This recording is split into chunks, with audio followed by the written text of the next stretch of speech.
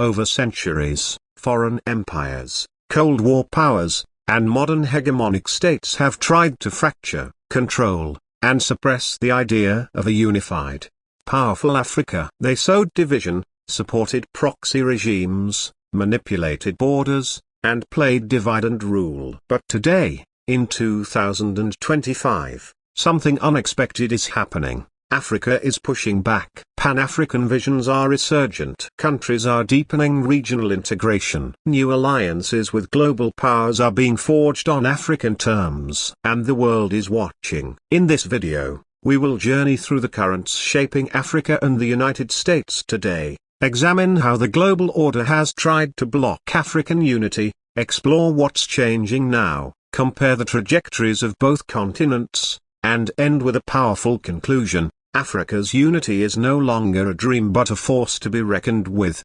Stay with me because what comes next may define the 21st century. Section: Africa's long struggle and the modern resurgence. To understand what's happening now, we must go back not just decades, but centuries to understand the structural forces arrayed against African unity, and then see how those forces are being challenged today. From colonial carve-ups to the Cold War, Africa was treated as a battleground for proxy conflicts. External powers exploited ethnic fault lines, supported rival political factions, and refused to acknowledge any Pan-African authority strong enough to dwarf national sovereignty. The Organization of African Unity, OAU, was born in 1963 precisely to resist that fragmentation, but its power was limited. Real unity remained elusive. Yet, over recent years, a quiet revolution has begun. Africa's leaders, intellectuals, entrepreneurs, and youth are rekindling the vision of continental integration. The African Continental Free Trade Area, AfCFTA, became operational in 2021, promising a unified market of 1.3 billion people. Regional bodies such as ECOWAS, SADC, ECOWAS and the East African Community have pushed for deeper infrastructure, legal, and institutional harmonization. More recently, we see fresh signs of consolidation. The Alliance of Sahel States, Mali, Burkina Faso, Niger, is building a joint military force, planning common courts and a shared cultural policy to address security, governance, and shared identity. African nations are jockeying not just for bilateral ties with global powers, but for collective leverage. During South Africa's G20 presidency, it has argued for African agenda setting, debt relief, and positioning the continent as a voice in global governance rather than a passive recipient. In 2025, the Africa CARICOM summit convened in Addis Ababa under the theme of transcontinental partnership in pursuit of reparatory justice. This is not just diplomacy, it's identity, solidarity, and the articulation of a shared narrative across continents. And perhaps most dramatically, new peace accords and diplomatic maneuvers reveal that Africa is seeking to solve its deepest conflicts with regional architecture, often with external mediation but under African oversight.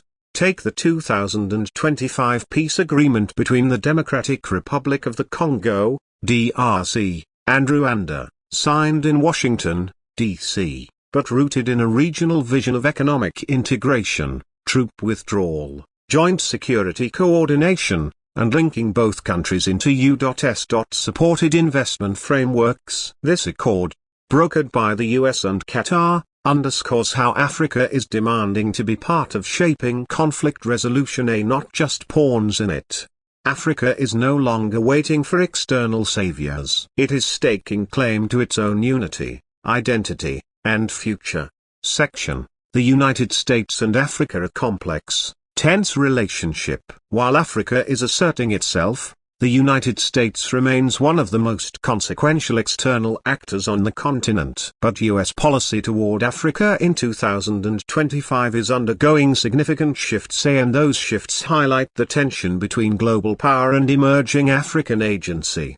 First, trade and economic policy have become battlegrounds. The African Growth and Opportunity Act, AGOA, a key U.S. trade program offering duty-free access for many African exports, expired on September 30, 2025, without a full renewal. That expiration affects thousands of jobs across the continent, particularly in textile and apparel sectors, from Kenya to Lesotho. The U.S. administration has floated a one-year extension of AGOA, perhaps layered into broader funding legislation. But the uncertainty chills investor confidence and underscores how Africa's access to U.S. markets is now less assured. Simultaneously, the U.S. has introduced new tariffs, 10–30%, on previously exempt African exports, creating friction. Observers interpret this as signaling a shift from aid-based diplomacy toward more transactional, power-based trade policy. Essentially, you do what we want, or lose market access. Secondly, immigration and deportation policy are becoming central in U.S.A. Africa relations. The Trump administration is reportedly planning to slash refugee intakes down from 125,000 to as few as 7,500 with a priority for white South Africans, Afrikaners, claiming persecution. In parallel, the U.S. is implementing third-country deportation agreements with African nations, such as Eswatini, which has accepted deportees from the U.S. in exchange for financial terms. These actions are more than immigration policy. They are signals of power, racial politics, and leverage vis-a-vis African countries. Third, diplomacy and aid are being weaponized. In early 2025, the U.S. suspended most foreign aid to South Africa under Executive Order 14204, citing alleged race-based discrimination against Afrikaners, even though South Africa rejects those accusations. In parallel, the U.S. is shifting rhetoric. Its Africa policy now emphasizes peace, partnerships, and prosperity, while moving away from classic aid models toward infrastructure, trade, and resource diplomacy. Massat Bellows, a senior advisor to Trump for Africa, has been positioning the U.S. as a mediator, facilitating peace in Sudan, Libya, and especially the Rwanda peace process. And finally, security policy remains leveraged, but in a contested way. U.S. Africa Command, AFRICOM, continues to claim a role against extremist influence in West Africa, the Sahel, the Horn, DRC, Mozambique, etc. But African nations are pushing back, asserting sovereignty, refusing perpetual U.S. bases, demanding African-led solutions, and criticizing the idea that Africa must be militarily policed by external powers. What emerges is a U.S. posture of conditional engagement. You align with our priorities, trade, security, governance, or risk economic and diplomatic backlash. Section Africa versus USA. Contrasts and comparisons. When you contrast Africa's current trajectory with that of the United States' Africa posture, some compelling dynamics emerge. First, agency versus conditionality. African governments are increasingly asserting their own agency, crafting trade blocs, mediating conflicts regionally, crafting competing global partnerships, China, EU, Gulf, India, and refusing to accept patronage with strings. The U.S. side seeks to condition engagement, compliance with governance standards, alignment with U.S. strategic interests, acceptance of U.S. migration terms, or face withdrawal of benefits. Second, unity versus fragmentation. Historically, fragmentation was Africa's weakness, and something exogenous powers exploited. But now, unity is its strength. A coordinated Africa is harder to manipulate. The U.S. must deal continentally, not just bilaterally. If U.S. policy fails to recognize this, it loses influence. Meanwhile, the United States remains the highest order power in the global system, yet its leverage over Africa is weakening. Third, trade versus aid. Africa is pivoting toward trade, industrialization, and digital commerce as the basis of development. It wants to turn Africa from aid recipient to business partner. The U.S., however, is illustrating skepticism. As AGOA expires and tariffs rise, the U.S. is shifting from generous aid and trade to conditional commercial diplomacy. The risk is, Africa may simply lean more toward other partners, China, EU, South Korea, Gulf states, who are offering less conditional deals. Fourth, Strategic coherence versus transactionalism. In the past, the U.S. policy toward Africa was inconsistent, shifting with administrations, lurching between aid and security and development goals. Now, the Trump administration seeks to codify a transactional approach. But Africa's rising continental alignment demands strategic continuity and recognition of African priorities, not episodic deals. Fifth, narrative and identity. Africa is reasserting an identity beyond just being developing. Its youth demand respect, justice, representation, and dignity. The U.S. is framing aid, strategic interest, migration control often fails to resonate with that narrative. If Washington insists on seeing Africa as a problem to manage rather than a partner to empower, it will lose the narrative war.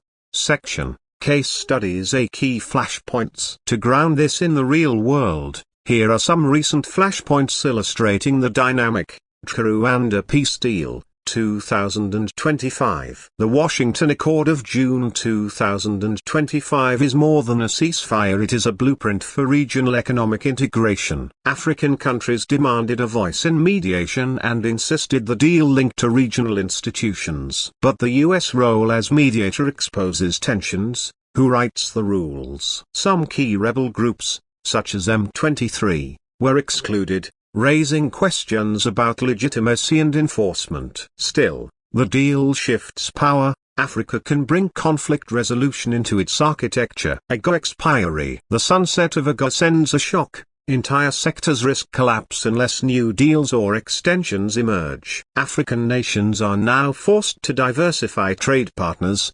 reconfigure supply chains, and assert leverage in global trade forums. The U.S. gambit risks self-inflicted strategic retreat. Aid suspension to South Africa. The abrupt halting of U.S. aid to South Africa over contested racial policy claims represents a dramatic use of aid as coercion. It also reveals the tension. South Africa is one of Africa's most influential states, and punishing it risks pushing it closer to other global powers. China, EU, BRICS.